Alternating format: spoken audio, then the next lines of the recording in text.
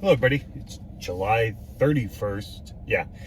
2023. It's Geo-Rant time, Geo-Rant number 209.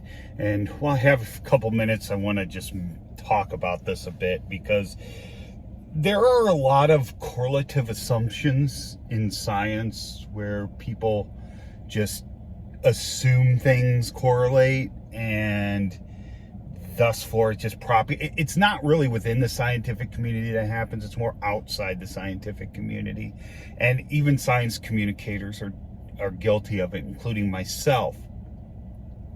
So what I want to do here is I just want to fix a couple of those and just give you where we stand as of right now when it comes to certain things in geology.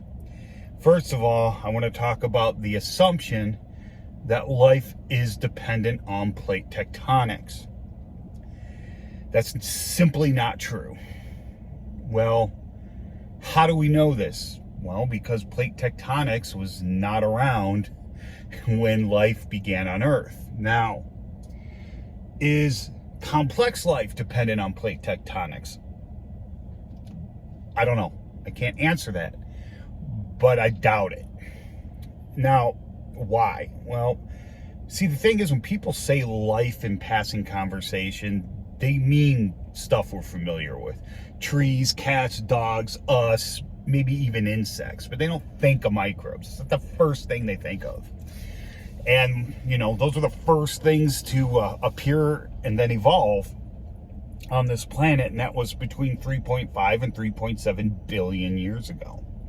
So it was a long time, and except for a couple old timers hanging on, we're pretty sure there was no plate tectonics, and we're pretty confident of that. We still are trying to figure out when it started. Did it start and stop? What came before? These are all unanswered 21st century questions. It unquestionably happens today. I mean, we can measure it, for crying out loud. So, so there's no doubt that it happens today, and it definitely goes back the modern style as it is today to at least 1 billion years ago, and probably 2.5.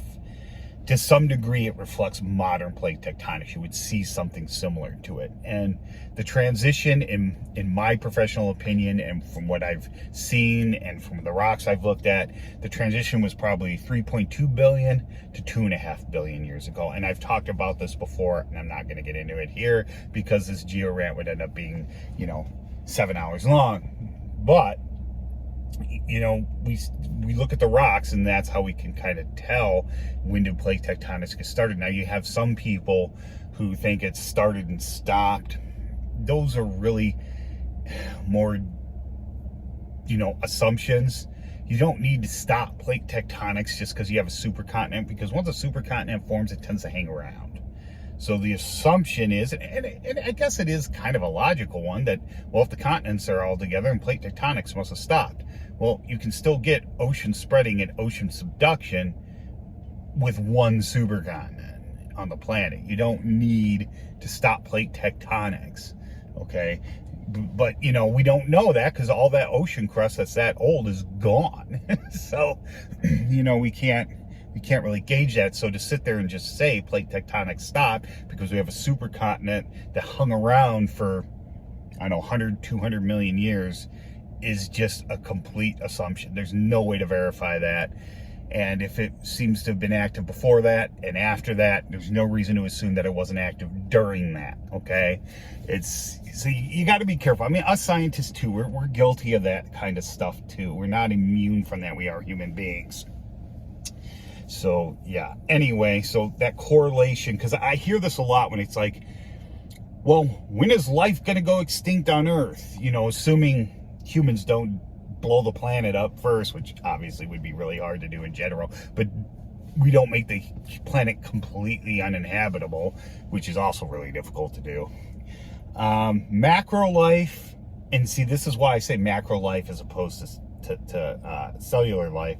Now, you kind of got to look at the biologists and the astrobiologists when it comes to this, because us geologists can tell you when plate tectonics is likely going to stop, just based off what we presently know. We could be off a little bit, we could be pretty dead on, you know, or off a lot, you know, but it's about 1 billion years from now.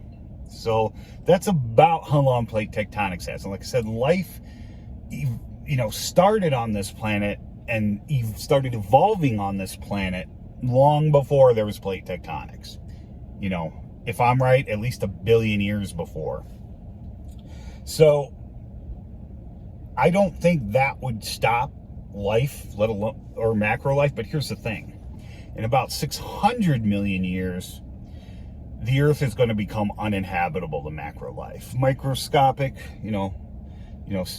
single-celled life will probably hang around for a while. But in about 600 million years, the sun's going to be too bright for life, for macro life, the way it is now, to survive.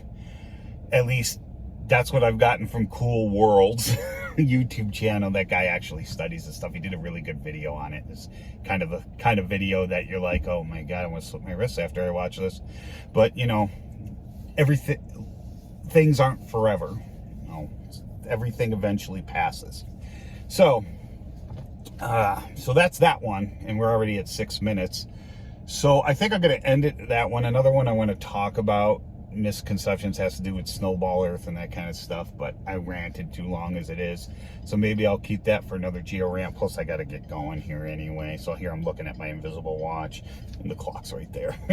Anyway, that's it. If you have any questions or comments, please leave them below, and I hope you learned something.